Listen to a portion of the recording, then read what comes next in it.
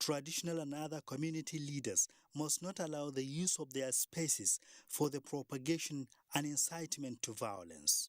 It is important for both Nigerians and the international community to appreciate that there are a multitude of factors attendant to these troubles. There is Boko Haram and ISWAP terrorism, as well as the spate of kidnappings for ransom, transformed by some misinformed global media into a Muslim and Christian threat. Yet in reality, there are no religious connotations at all. Similarly, the presidency cited the harder farmer clashes, saying while international voices and some Nigerian politicians who seek personal gain from division declare this a matter of religion, it is almost entirely a matter of access to water and land.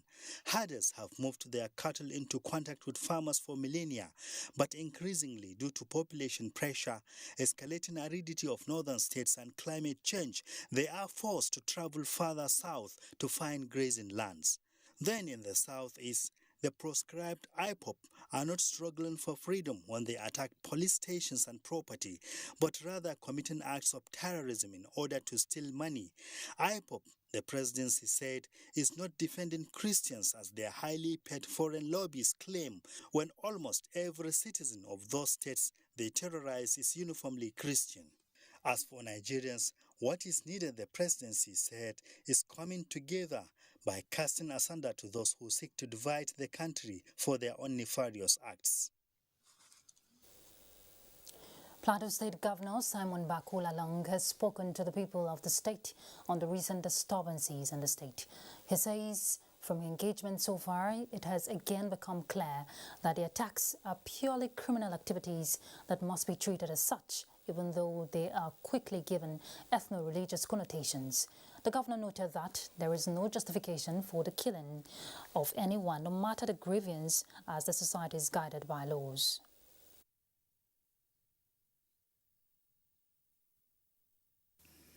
Events of the recent past have cast a dark shadow on the progress and the huge investments we have made in peace building and crime fighting within the last 6 years. Governor Lalong, who met with President Muhammadu Buhari to seek more deployment of security forces, will stop at nothing to apprehend all the fleeing suspects behind the attacks. While appreciating the media for good reportage, Governor Lalong commended the people of conscience across different faith, ethnic, political backgrounds that have remained objective, dispassionate and resolute towards condemning the criminal actions of the attackers and offering useful suggestions to government on ways to improve public safety. The governor also commended his Kebbi State counterpart, Governor Atiku Abubakar Bagudu, who led a delegation of the Progressives Governors Forum to commiserate with the state and make donations to victims. Facilities. As a result of these occurrences, I convened a high-level stakeholders meeting where traditional political, community and religious leaders gathered to brainstorm on how to bring an end to this cycle of violence. The state government, he said, has relaxed the curfew in Jos North and Jos South. From this Monday, the curfew shall be enforced from 6 p.m. to 6 a.m. until further notice, while the ban on tricycles and hawkers remains in force within Jos Bukuru Metropolis. Well, for an update on peace on the Plateau, let's join Zenret in Jos for that. Zenret? Ruth, thanks for joining us in Jos. Socio-economic activities are picking up in Jos Metropolis following the review of the 24-hour curfew by the Plateau State government. Bilkis Nuhu has a situation report. Amadou Bello Way, popularly known as Terminus, the business nerve center of Jos City, a few days ago was a shadow of itself due to the 24-hour curfew imposed on Jos North local government area following recent attacks in some communities, which led to the destruction of lives and property. In view of the relative peace, Governor Simon Lalong in a state broadcast relaxed the curfew from dusk to dawn in Jos North. The effect was immediate as socio-economic activities picked up. Our long-term goal is to foster dialogue, collaboration, understanding and proactive dispute resolution mechanisms that will make it difficult for people to resort to criminality in the name of self-help and reprisals whenever there is any disagreement. Some residents thanked the state government for relaxing the curfew. I feel happy and relaxed because at least someone will go out and look for something to help himself. This guy, we feel good because when I heard that the governor has said they released the coffee, so I feel very happy. There should be more understanding between the people of Plateau so that there will be no more crisis and stuff like that. At the Plateau State Specialist Hospital, there's influx of patients seeking medical attention. Before now, the GOPD, the SOPD, the casualty. When I came this morning, the whole place was filled up. Meanwhile, the ban on tricycle and hawkers remains in force. In Jos, Bilkis Nuhu, NTA News. Meanwhile, Plateau government has resolved to erect a police post at Yelwa Zangam community in Jos North local government area with immediate effect to safeguard lives and property in the area. Governor Simon Lalong gave this indication during his visit to the community in the aftermath of the attack that claimed many lives. Priscilla Grumnan has details. Following attacks at the Yelwazangam community in Jos North local government area a few days ago, where more than 30 lives were lost, the governor, members of his cabinet and the joint security team in the state visited the community to commiserate with them. Governor Lalong expresses sadness over the unfortunate incident as he vows that perpetrators of the heinous crimes will be tracked and prosecuted. They are mobilizing more people. I thank God that they are also mobilizing relief materials both from federal and state. And I assure you, those whose stocks were destroyed, the deputy governor will be back again with the relief materials to distribute to all of you. The Uja Anaguta, President Anaguta Community Development Association and representative of the affected families, thanked the government for coming to identify with them in the trying period and called for concerted efforts of stakeholders towards the protection of lives and property. We really appreciate the swift intervention of the government when we were attacked. The Governor Lalong is a lover of nobody, it's a lover of Jos North, it's a lover of Plateau. We continue to encourage him, we continue to stand with him. The governor inspected the house of the district head where the attacks were said to have started, as well as the only bridge linking the community, which was said to have been vandalized by the attackers. In Jos, Priscilla Grumnan, NTA News. And that's it from Jos. Ruth, it's back to you. Thank you, Zanwert. And still staying in Jos, the Plateau State government has denied the allegations by the Speaker of the State House of Assembly that the complex has been sealed this Monday. The State Commissioner for Information, Dan Manjang, in a statement says the governor, as the longest-serving speaker in the state and the first to give autonomy to the legislature, understands the principle of separation of power in a democratic system and will therefore not do anything contrary. The elders and stakeholders of Pangshan local government area, Plateau State, arose from its regular meeting on Saturday, acknowledging Governor Simon Bako Lalong and all the security agencies for the efforts made to ensure security on the plateau. A statement made available to the media, the elders and stakeholders condemned what it called unjustifiable attacks on lives and property in the state, while acknowledging the impact of the State Inter-Religious Council and the 5 years roadmap to peace and security and several other initiatives. The meeting expressed concern over the content of the Plateau State House of Assembly press conference on Thursday, 27th August 2021. It said the legislature arm should not be seen to be assuming the position of the executive by giving directives to local government chairmen to recruit vigilantes and giving the governor ultimatum to take action on certain motions of the House constitutionally advisory. The Pangshan local government area elders and stakeholders prayed for return of peace on the plateau and urged everyone to support the efforts of the governor. The federal government says it will continue to implement the Economic Sustainability Plan amongst other programs in a bid to sustain upward trend in the country's latest gross domestic product. Minister of Finance Zainab Ahmed said this at a briefing in Abuja. The finance minister attributed the 5.01% second quarter 2021 growth to the various interventions by the federal government, explaining that it's a process and the impact will gradually be felt by the citizenry. Impact on the lives of the citizens until we get to a growth rate that is significantly larger than the birth rate. We call it the population rate. The impact will not be felt by every Nigerian, but you will begin to see the impact on industry, on services, and what that means is there will be more employment to reduce the unemployment levels, and there will be more consumption levels will increase because there will be more funds in the hands of people. It's a gradual process, and we will reach our growth aspirations. And with the medium-term national development plan, the projection is to have about a minimum of 7% growth rate. That's what we are pursuing. But there are a number of reforms that needs to take place in the economy for us to maintain sustainable growth. In a related development, the third consecutive quarter of positive growth of Nigeria's economy is an indication that the nation's economic sustainability plan is on the right track and should be sustained. Guests on NTA's Good Morning Nigeria, who made this position, believe the growth can be maintained with an enabling and secured business environment supported by tax incentives. Let's hear more from Joseph Otsen.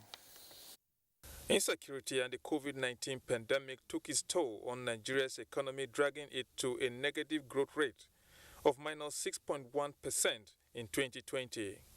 The second quarter 2021 GDP growth of 5.1% reported by the Nigeria Bureau for Statistics is, however, described by guests on Good Morning Nigeria as ray of hope and reawakening if driven by positive policies. About 42 activity sectors achieved positive growth compared to only 23 in the first quarter. So economic activities are gradually reviving. I think there are a lot of initiatives, the gas initiative, the infrastructure initiative, the economic sustainability plan should be implemented in such a way that there should be positive development. We need quantum leap in this country. The economic growth, which the guests say is, however, not reflecting on the well-being of the citizen due to high inflation, can be improved on with increased output in the agricultural and manufacturing sectors, as well as better tax and foreign exchange policies. Inflation rate has remained sticky downwards, and you have rising unemployment. These two contribute to the misery index, rising poverty levels. Then, no matter the figure you get as GDP, it's not going to connect. And also need a much better foreign exchange environment to encourage inflows into this economy. With enabling environment and policy sustainability, the guests are optimistic the country will achieve its target of 2.9% by 2022. In Abuja, Joseph Utsen, NTA News. All right, let's go on a break, and when we return, we'll be joining Kende in Lagos to pick up from where we left it. Stay tuned. The center is purposely established in order to provide these services that are examinations, medical examinations, and investigations that were not provided for in Kano as well as the entire Northwest region. It's equipped with modern technological equipment in terms of radiological services. We have MRI 1.5 Tesla. We have digital X-ray as well as 4D ultrasound equipment. The importance of the center cannot be overemphasized. Just within 1 year, the center attended to thousands and numerous patients as well as medical examinations. NKDC is established in order also to provide these healthcare facilities as a discounted price. This message is from the Federal Ministry of Information and Culture.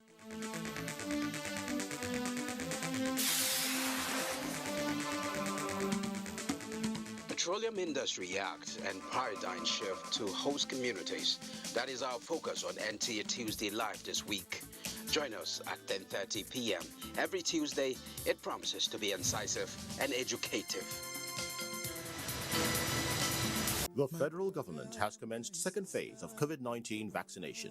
If you are 18 years and above and unvaccinated, register at www.nphcda.vaccination.gov.ng. Visit the nearest vaccination site to receive COVID-19 vaccine. If you received first dose of AstraZeneca vaccine before 8th July 2021, second dose commences 23rd August and closes 5th September 2021. All vaccines are free and certified safe by WHO and NAFDAC. At the vaccination site, you can check blood pressure and know your diabetes risk status. Children aged 0 to 23 months will receive childhood vaccines and screened for malnutrition. After vaccination, continue to adhere to COVID-19 prevention protocols. For more information, visit www.nphcda.gov.ng or call 0700-220-1122. This message is from the National Primary Healthcare Development Agency.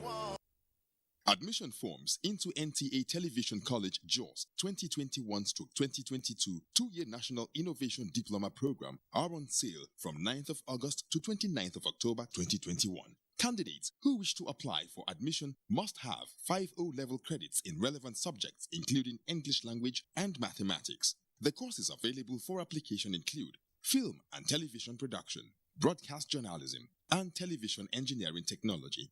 The admission forms can be obtained at NTA Television College or any NTA station nationwide at the cost of 7,500 naira only. Payment for the form is through remitter platform only in favor of NTA Television College. For more inquiries, please call 0803-079-5335 or 0806-980-9807. Management Announcer.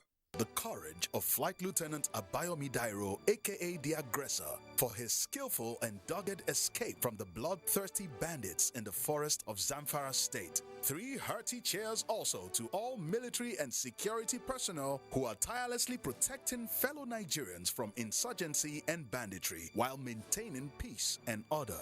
Nigerians are proud of Abayomi Dairo and all our gallant men and women in uniform for sacrificing so much to keep us safe. We admire your courage and we say thank you. God bless the armed forces. God bless Nigeria.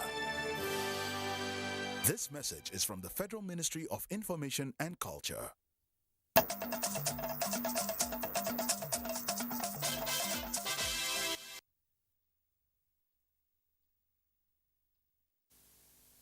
Join us in Lagos.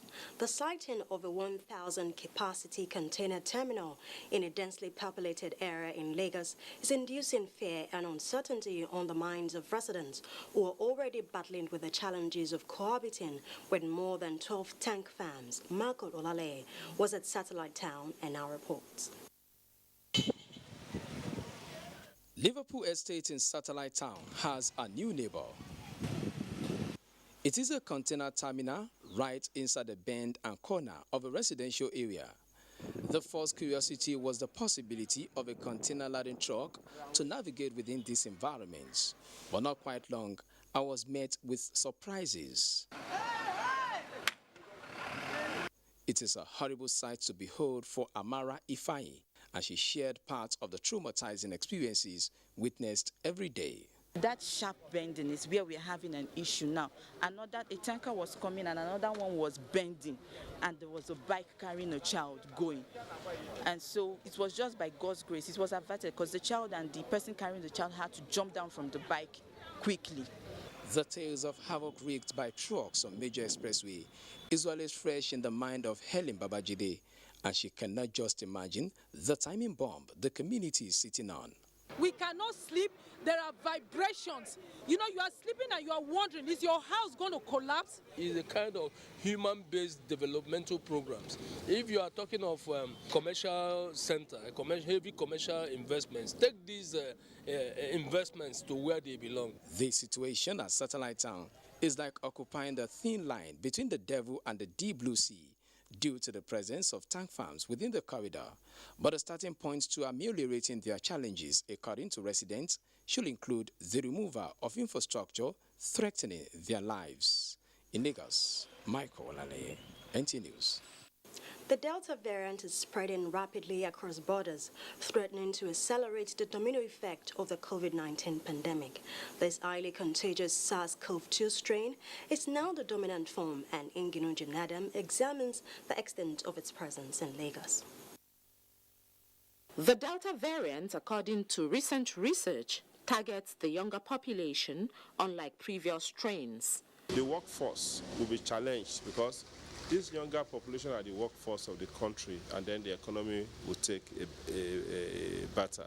This development poses a huge setback to the progress achieved in the fight against the pandemic.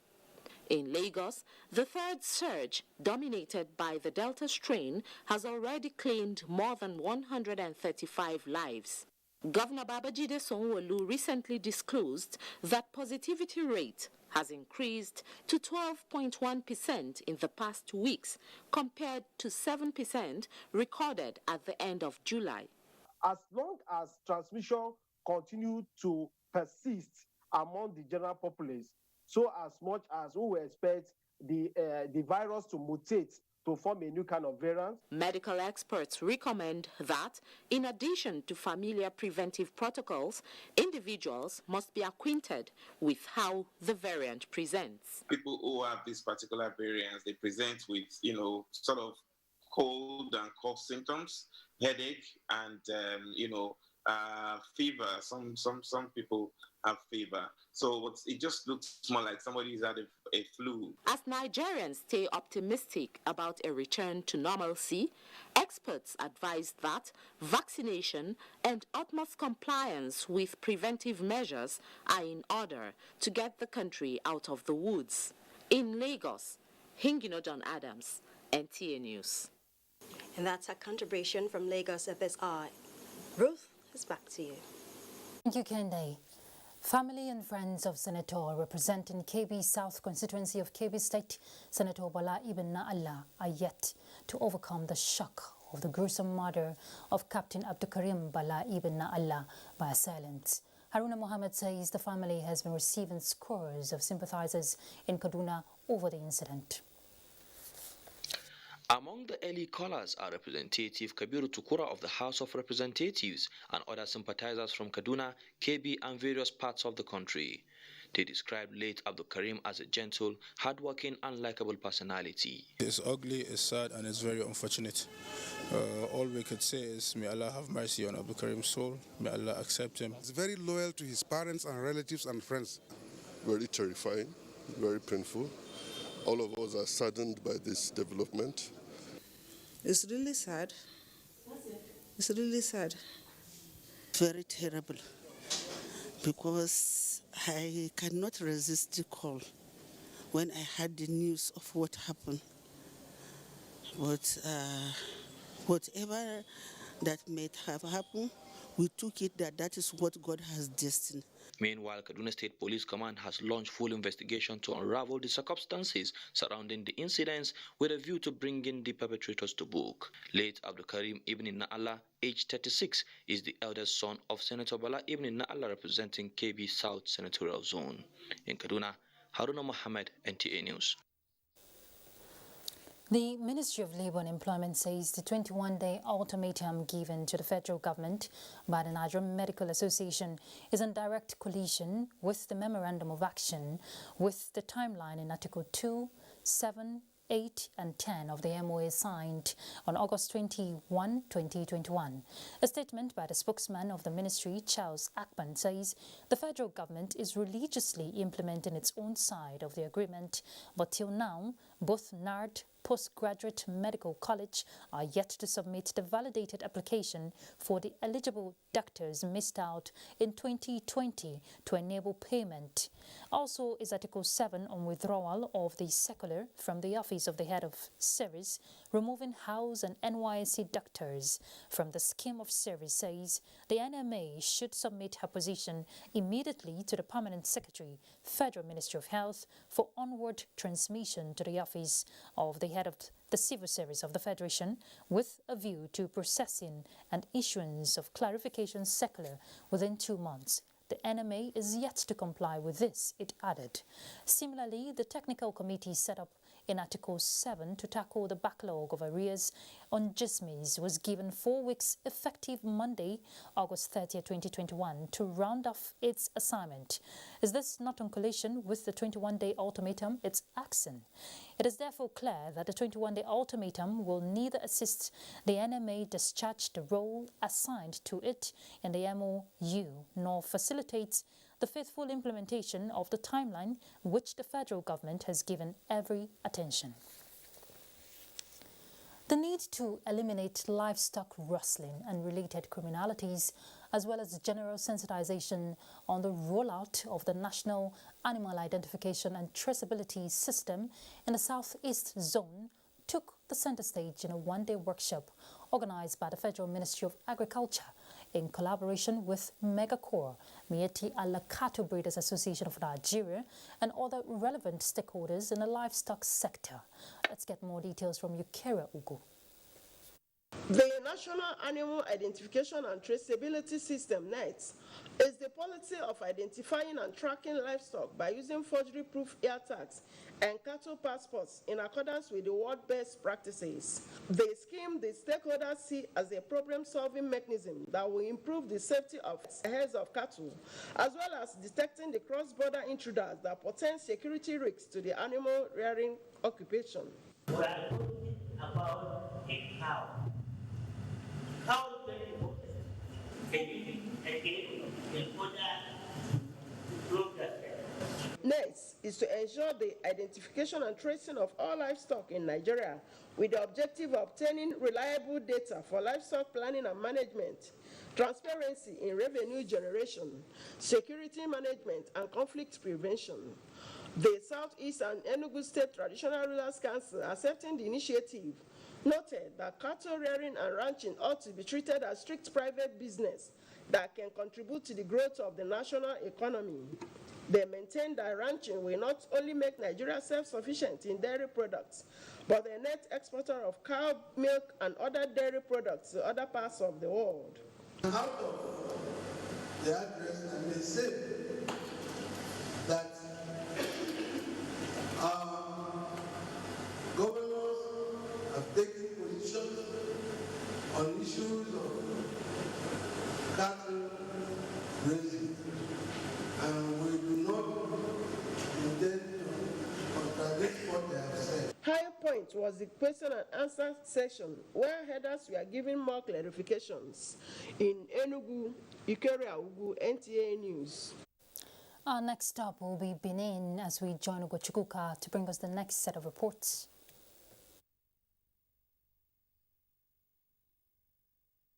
Ruth, good afternoon. The federal government is taking further steps to boost agricultural production by encouraging farmers to cultivate healthy seeds for improved harvest.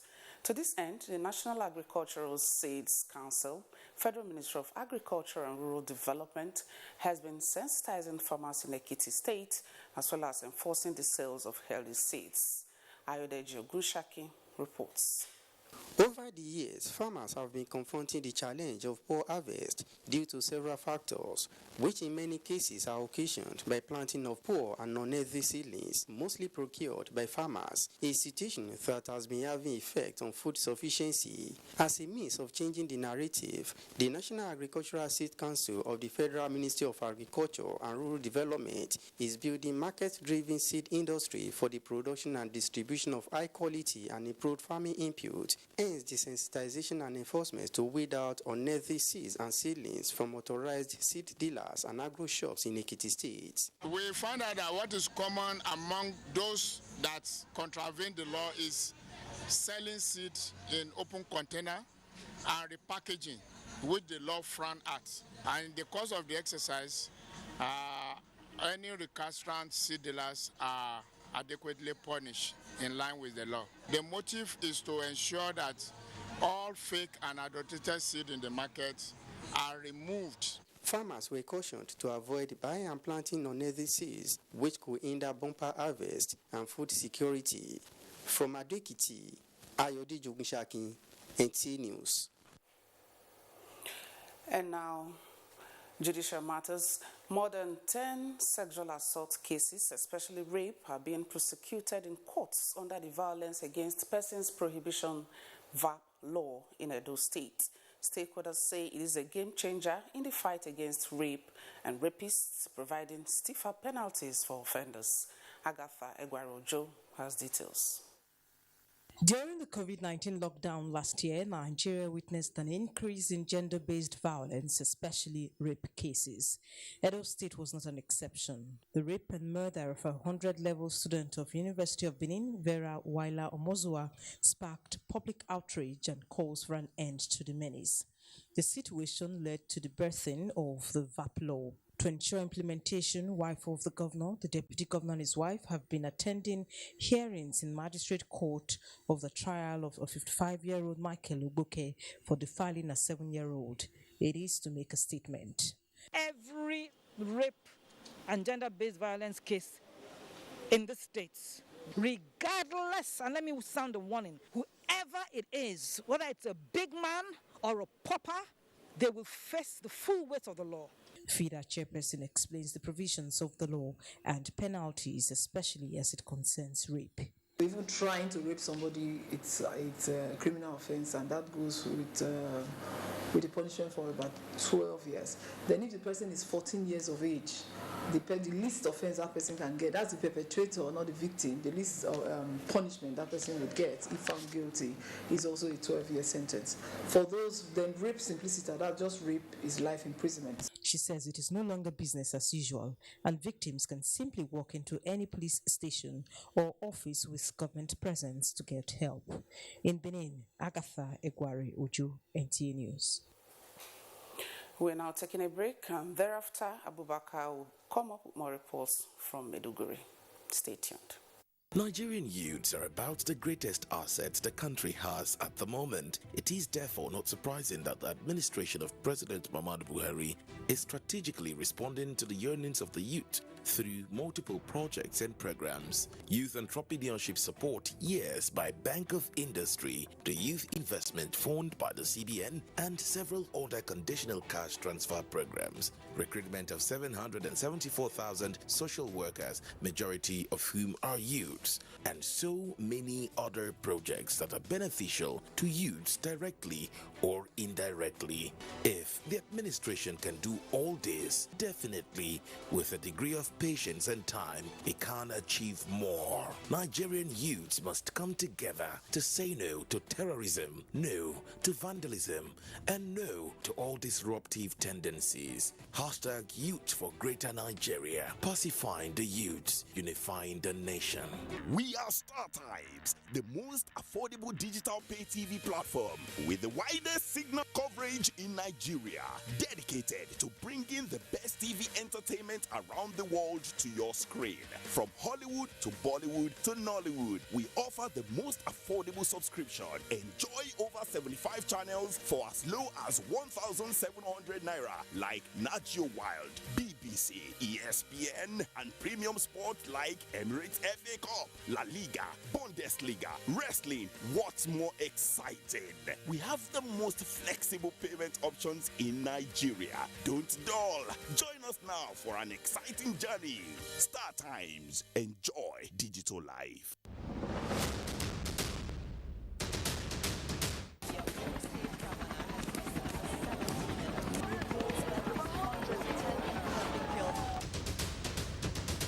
Firstly, safety. I'll ensure that my family members and loved ones are safe.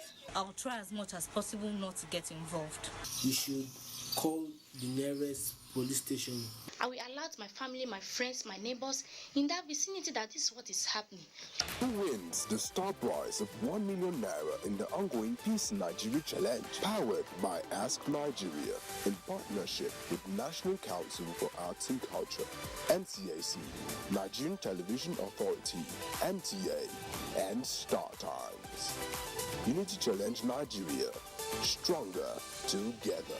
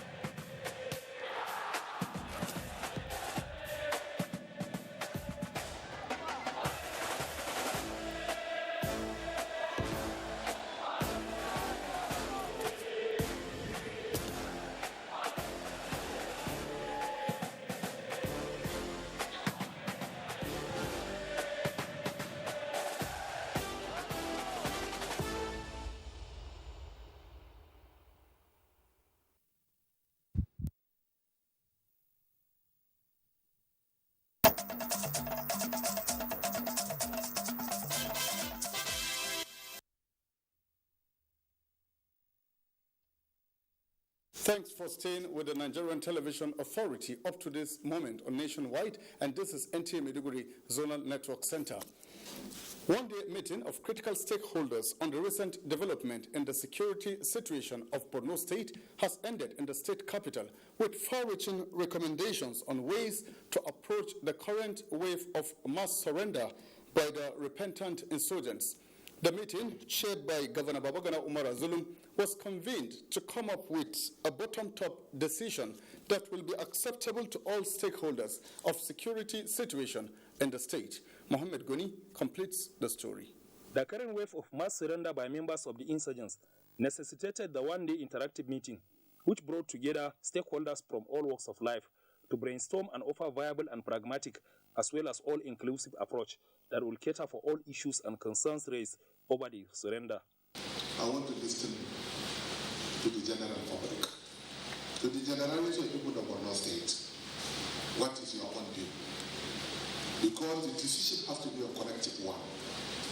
The situation requires diverse stakeholders, including representatives of our attack community, to come together and critically review the plans, pros, cons, and implications of the surrender in order to agree on a framework that is well taught. Representative of all stakeholders from the national and state assemblies, traditional institutions led by the Shehu of Borno, security formation that include the military, police and Department of State Security, Borno elders, teams of the insurgency, the academia represented by Vice Chancellors of University of Maiduguri and Borno State University, ulamas, Christian community, Interparty Advisory Council, labor, civil society groups, Nigerian Union of Journalists, the Nigeria Bar Association, as well as National Council of Women's Society, have unanimously welcomed the surrender of the insurgents. We in the National Assembly are ready to give all the necessary support that will enable us to bring this ugly situation to an end amicably. If we get it right here, we all know that North Central, Northeast, and other parts of the country will equally know peace. The 16-point communique issued at the end of the broad-based meeting, as read by the State Attorney General and Commissioner for Justice, Barrister Kakasha Ulan, appreciated President Muhammadu Buhari towards ending the insurgency and other criminalities in Borno and other parts of the country. The meeting appreciates the support of the federal government to the state, but however solicited for more funding from the federal government to the state. The stakeholders stressed need for proper profiling of the repentant Boko Haram insurgents to avoid hasty release of hardened elements into the society. In Maiduguri, Mohammed Goni, NTA News.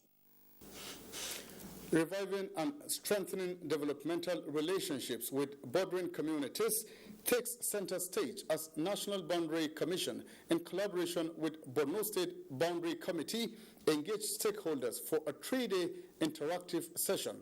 Jadwa John Jesney reports that Governor Babagana Umar Zulum declared the session opened at the multipurpose hall of the Government House, Maiduguri.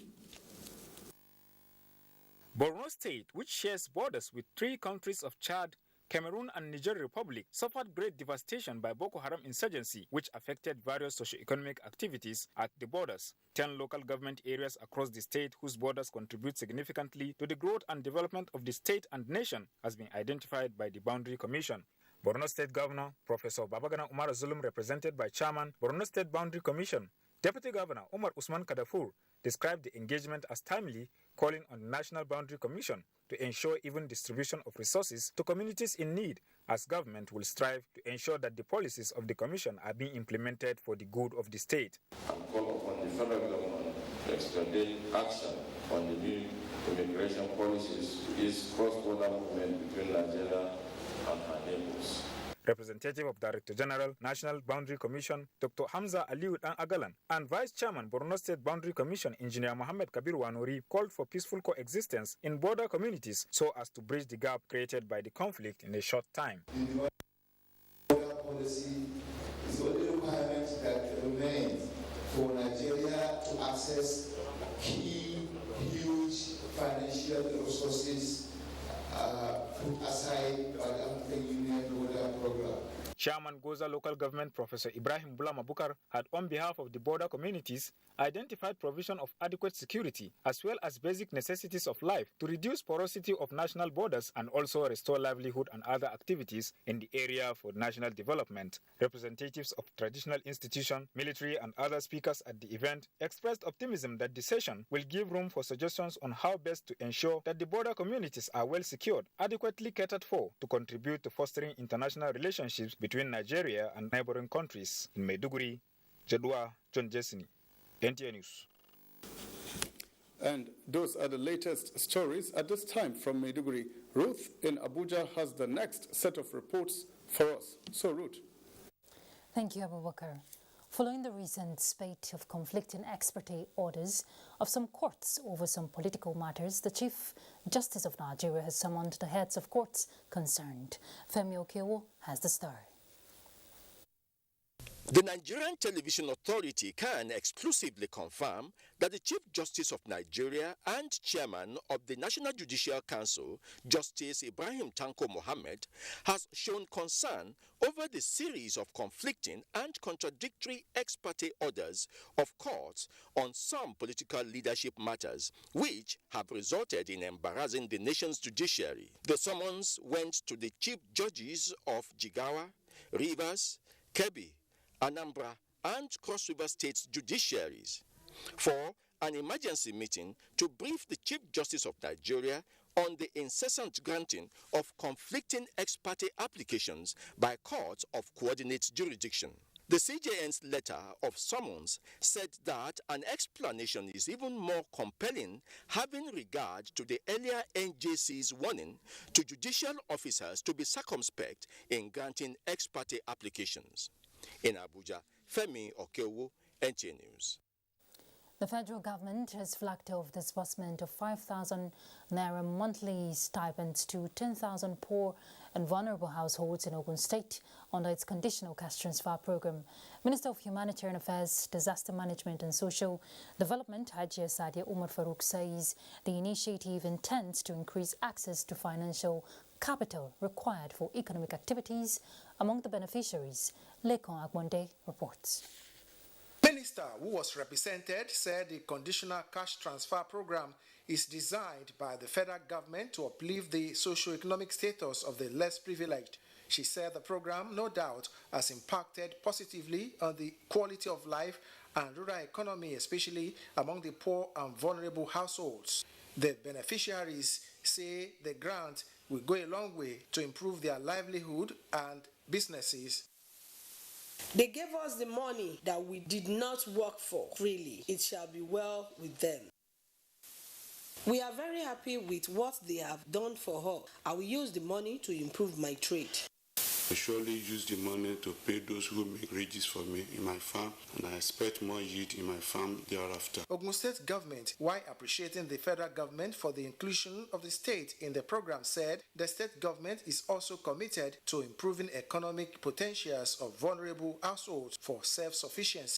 These two programs now, conditional cash transfer and JIP, Ogun State people will start benefiting. According to the minister, the initiative since inception in 2016 has succeeded in taking millions of poor and vulnerable Nigerians out of poverty.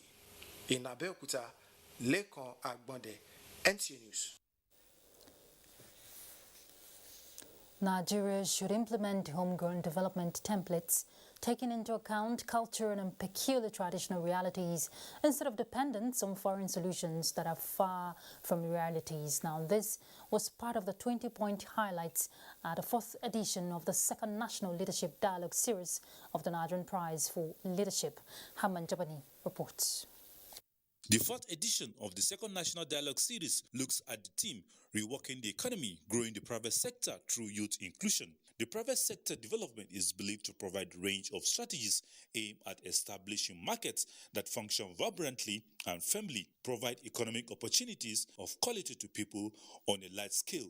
Key players are of the opinion that with the over 72 million Nigerians being youth, with their energy and youthfulness, if properly harnessed, the Nigerian economy will be greater. Panelists at the fourth editions agree that the growth of the country is more in the hands of the private sector. There should be access to finance, inclusive business, small enterprises development, and business environment reform, among other reforms. For the first time in the last 10 years, the GDP of Nigeria has risen from the usual 1.22 points to 5%. And that is a breakthrough. It is time for governments at every level, for the private sector, the big groups, to handwork young men and women into industry. And the world out there today has gone beyond just book. What they want is what you can do, what they can see. Others call for the placement of greater emphasis on addressing infrastructure deficiencies and investment policies. They also identify agribusiness, manufacturing, and digital entrepreneurship as high potential sectors that can speed economic development and job creation in Africa's largest economy. It is time to restructure our mindsets as Nigerians, rethink our development initiative to reinvent our nationhood so that Nigeria can take its place. The dialogue agreed that there is hope for Nigeria with input pressure in the right direction, a decline in mismanagement of resources, and innovation and creativity that is geared towards productivity across all levels. The dialogue also advocated less emphasis on certificate, less than 5% interest on loans, and youth should begin their involvement at the local government level to put the country right on track for economic development. Hamad Jabani, NTA News. Leaders of the All Progressives Congress in Benue State have called on Governor of Benue State, Samuel Ortom, to publicly apologize to President Muhammadu Buhari. The Minister of Special Duties and former Governor of Benue State, George Akume, who led APC stakeholders at a press briefing, called on the President to declare a state of emergency in Benue State due to the security situation there. Saliu Abdullahi Gwanara reports. The APC group says this follows the current security situation in the state and the utterances of Governor Samuel Ortom, who has been reported making uncomplimentary remarks against the president. The stakeholders at this briefing said this is not the time to sit on the fence and stated their position with an agenda to promote harmonious relationship and peace within Benue State. Benue State, like other states, it was agreed here, is the beneficiary of the current administration with hundreds of billions of naira allocated to it as monthly allocation and other interventions. To fight insecurity in any part of the nation is a joint effort among the three tiers of government, federal, state, and local governments, of which President Buhari regularly assigns various and forces formations to help Benue in the exercise. The stakeholders also demanded for true accountability of Governor Ortom's led government in Benue State and urged him to engage all tiers of government to enable him regain control of the state. We demand that the governor renders account of the arbitrary 800 million monthly deductions, the appropriates to himself as security votes, as well as the over 200 million monthly deduction he makes from the local government joint account. We invite the EFCCs to step into the matter and help the Benue people. They commended the Buhari administration for embarking on infrastructural projects of more than 270 billion naira in Benue State. In Abuja, Salihu Abdullahi Gwanara, NTA News. A look at information technology in its efforts to ensure that Nigeria benefits maximally from global digital economy. The National Information Technology Development Agency, NITDA, says it is set to commence the process of repealing and reenacting NITDA Act 2007.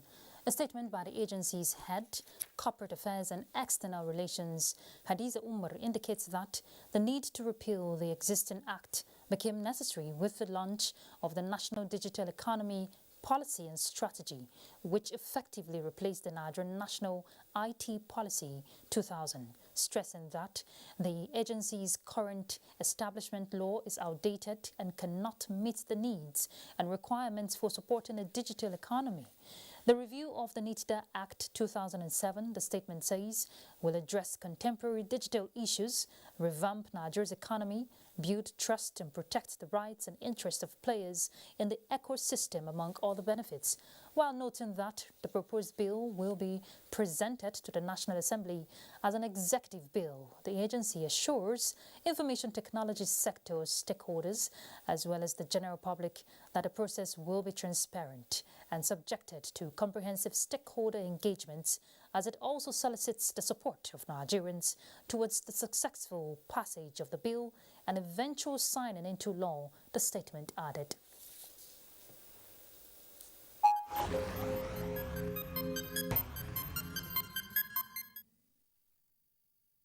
All right, let's bring you update on COVID-19. The Nigeria Center for Disease Control has confirmed 362 additional new COVID-19 infections in 14 states and the FCT. Now, the latest figures released by NCDC shows that Lagos is still maintaining the top spot with 200 new cases, followed by Oyo with 33, Kwara 30, Akwa Ibom 24, Ogun 17, Delta and Ekiti has 15 new cases each, while Plateau and Rivers has 7 cases each. FCT recorded 5 new cases, as Anambra and Edo both has 3 new cases, leaving Bayelsa, Kaduna and Kano states with 1 case each. With this, Nigeria now has a total of 191,345 confirmed cases, out of which 178,283 were treated and discharged, while 2,454 have died of the virus. Sports update is next.